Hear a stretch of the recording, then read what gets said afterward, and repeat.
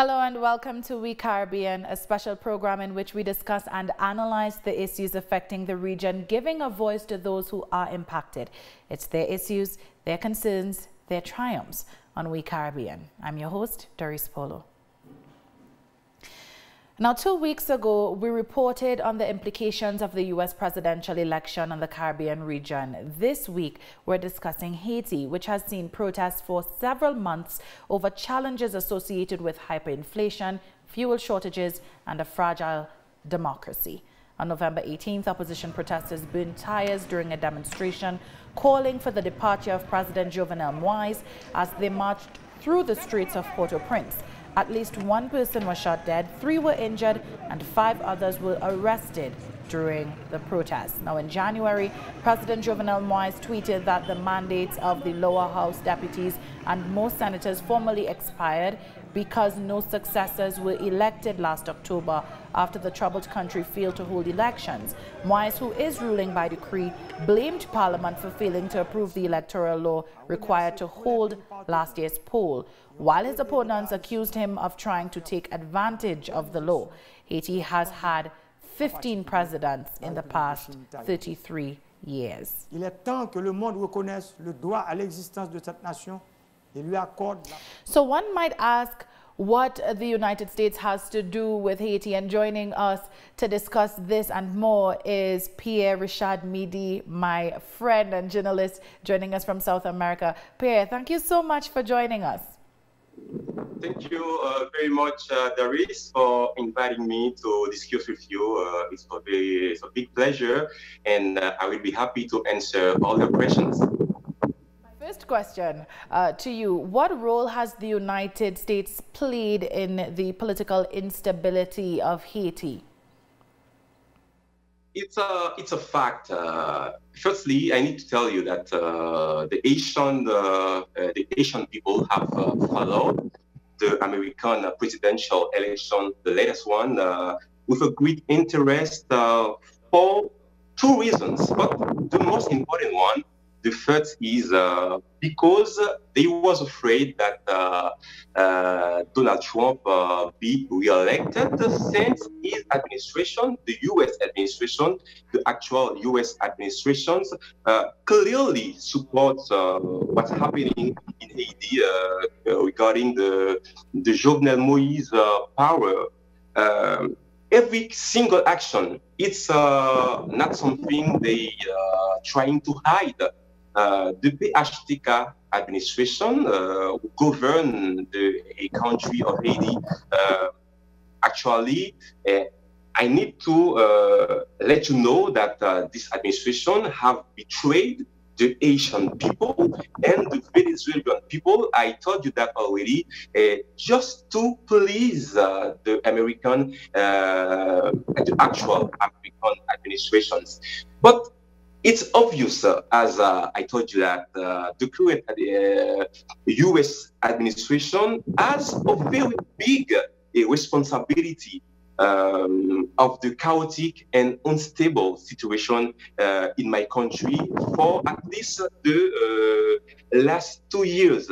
As I told you last time, the United States do not care about the well-being of Haitian people. In fact, it should not be a problem. The Haitian people should be feeling concerned about our self-well-being. But the thing is, this U.S.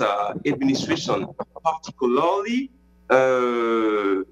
all that matters for them is the interest of the U.S. government, the U.S. country. It's a fact. The U.S. country in Haiti, when they are support a corrupt government that killing people, that is trying to prevent people for demonstrate, for protesting for their rights. So it's a fact.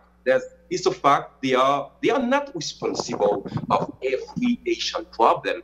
I used to tell that our problem should be our problem. We should be the one to trying to resolve our own problem. But we cannot resolve our problems when we have a country, a very powerful country like the United States. We are trying to do anything to pressure us to accept the contrary. So I'm telling you, it's very difficult for us in Haiti to have a country or well-being, and when the American government, the American administrations of Donald Trump particularly is acting like this with us.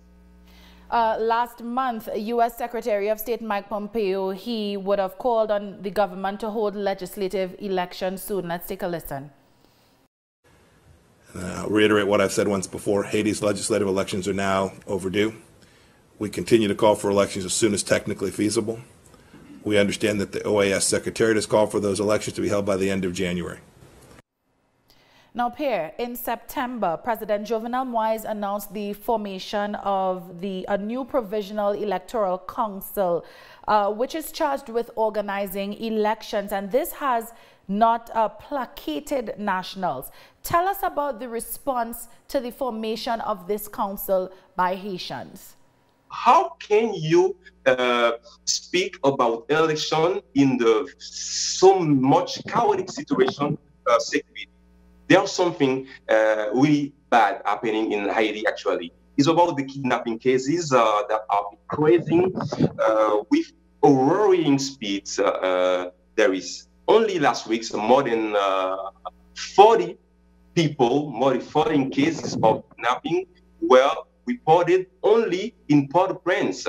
And the most recent kidnapping happening was yesterday, from only 5 and 10 meters from the National Palace. It was a doctor who is he was about to go to work to the General Hospital when he was kidnapped very close to the National Palace in the Champ Mars. And after that, the colleagues of that doctors started a demonstration to claim to demand the release of the doctor. You know what happened? The National Police came and shotguns 2 of these doctors. And actually, the situation in Port-au-Prince is very bad. Many demonstrations, sometimes more small demonstrations, but with a kind of instability about the security. And the other thing is that all the political parties do not want to go to these elections. They do not want to go to elections with Jovenel Moise as president. And unfortunately, the U.S. government keep pressing the government, keep pressing the Haitian people to go to election in this chaotic situation. For me, it's a nonsense. That's proof. That's one more proof that the American people, this American government, if I want to be more specific, really doesn't care about Asian people killing and kill the Asian people and kidnap Asian people. And how can you speak? Can you talk about election? I think it's crazy. But my opinion, there will not be any election in Haiti, actually, because it's almost impossible. Pierre, yeah.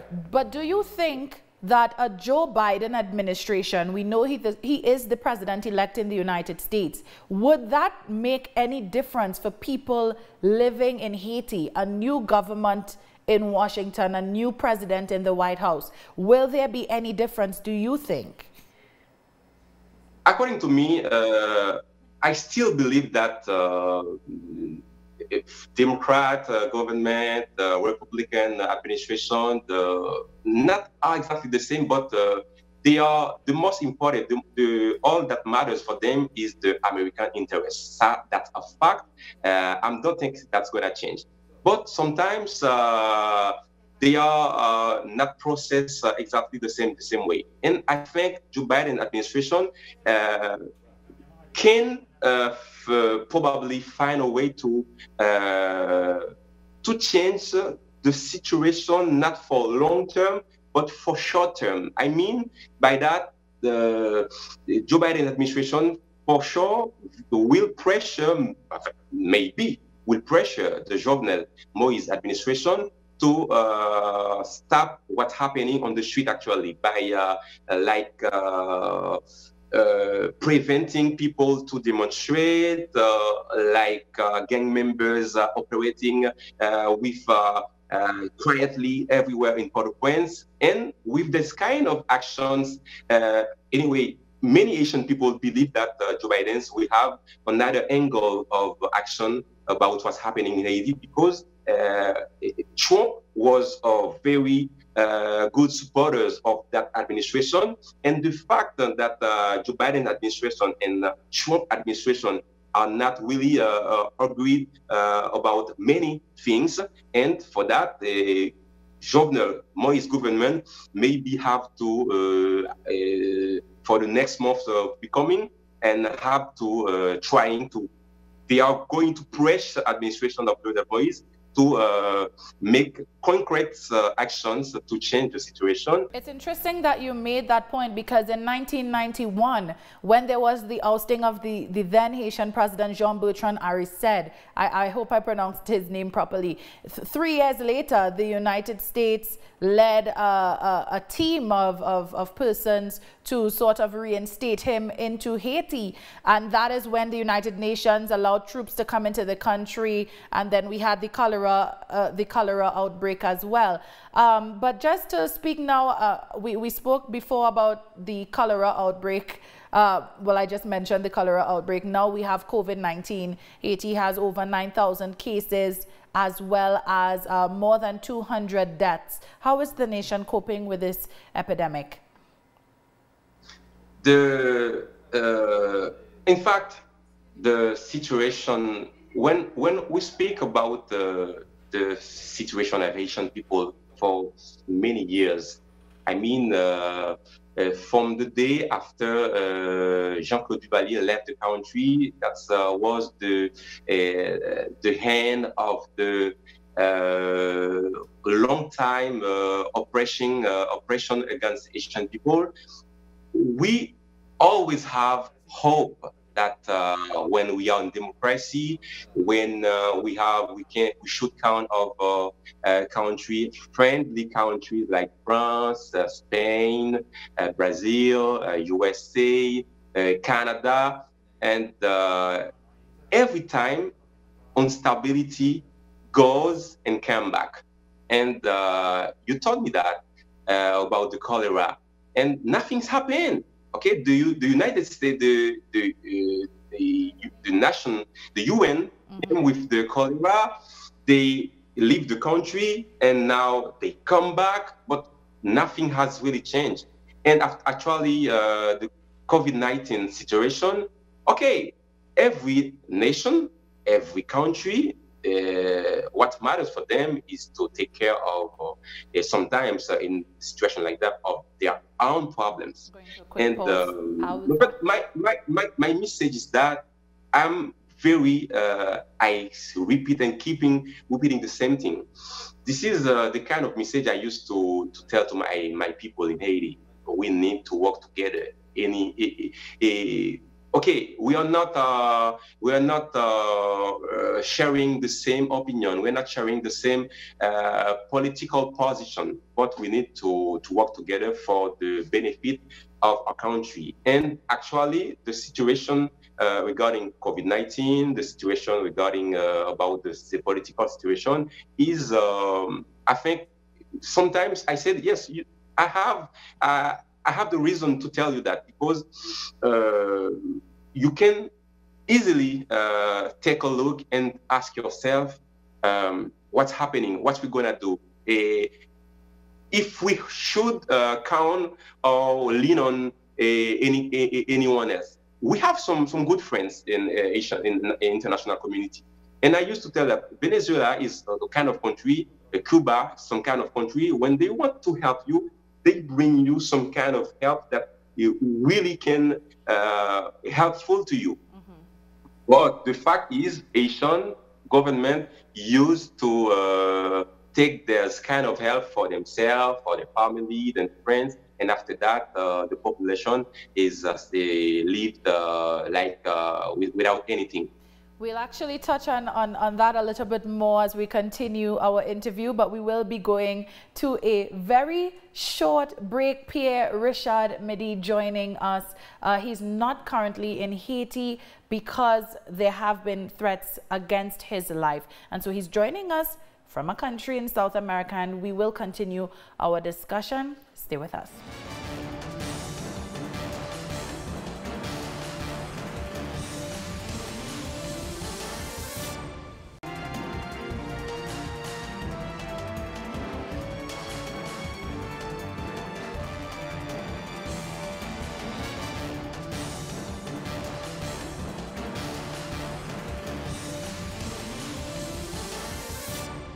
Welcome back.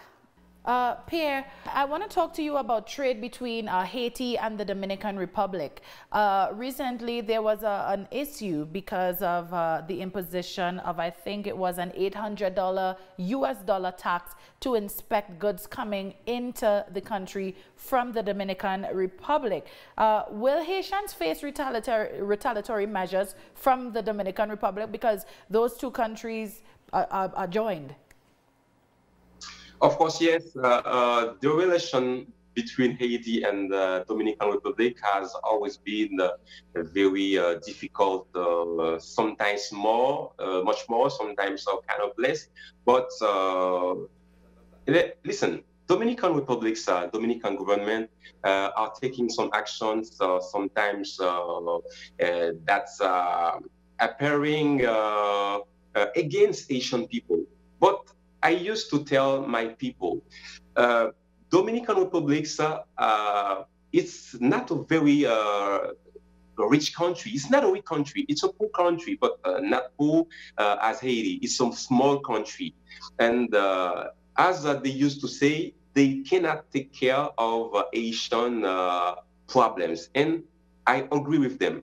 At the same time, sometimes the government, the Dominican government, use anyway, or part of the Asian, the Dominican people used to take actions very with violence when they are deporting Asian people in a situation of immigration without any paper.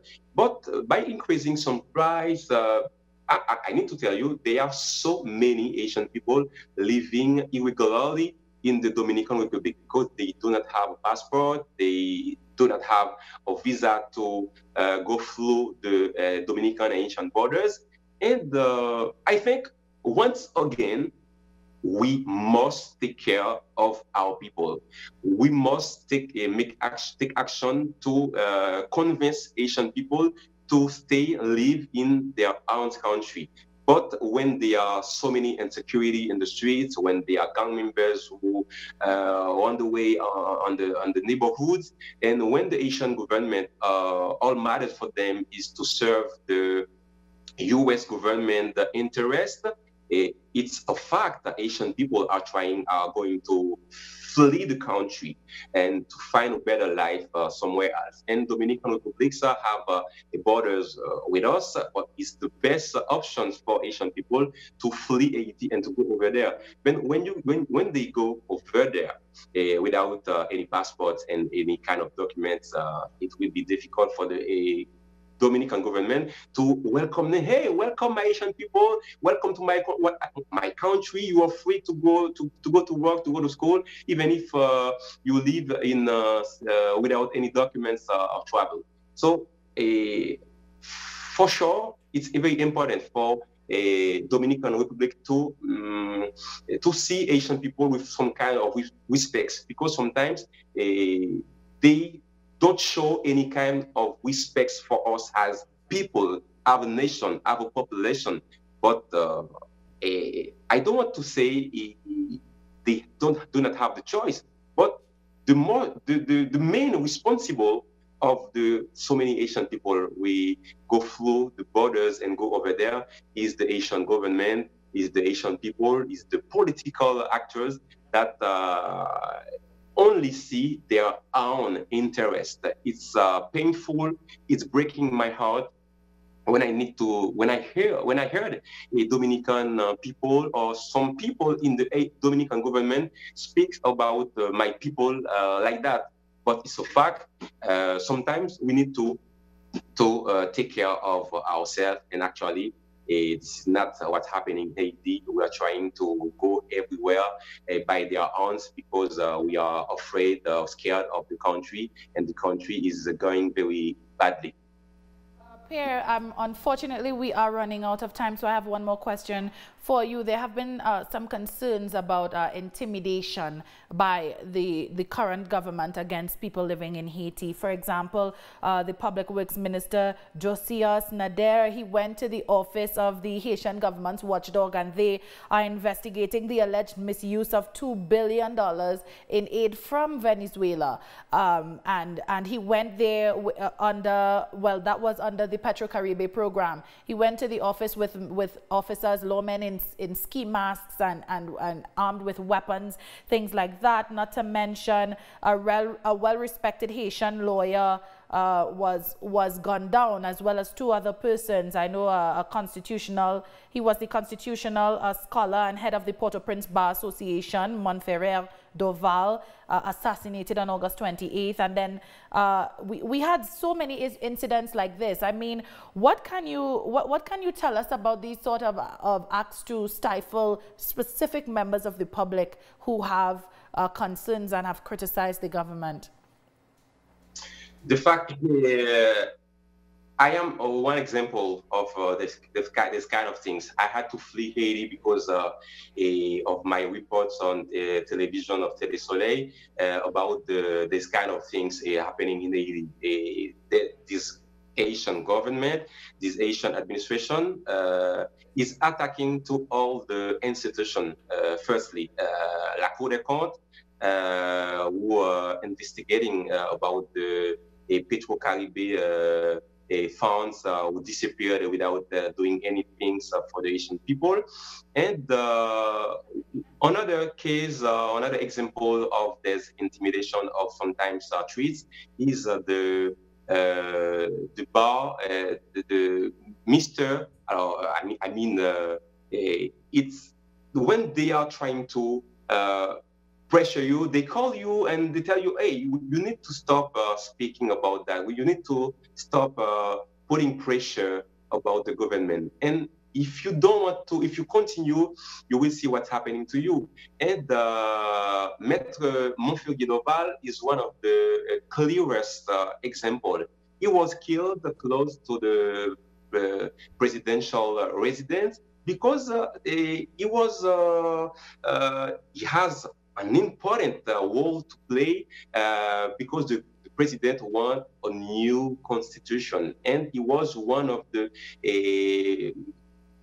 precious people who have this kind of skills to help writing a new constitution, but not the way that the administration in the country, the administration of Jovenel Moïse, wanted to do that.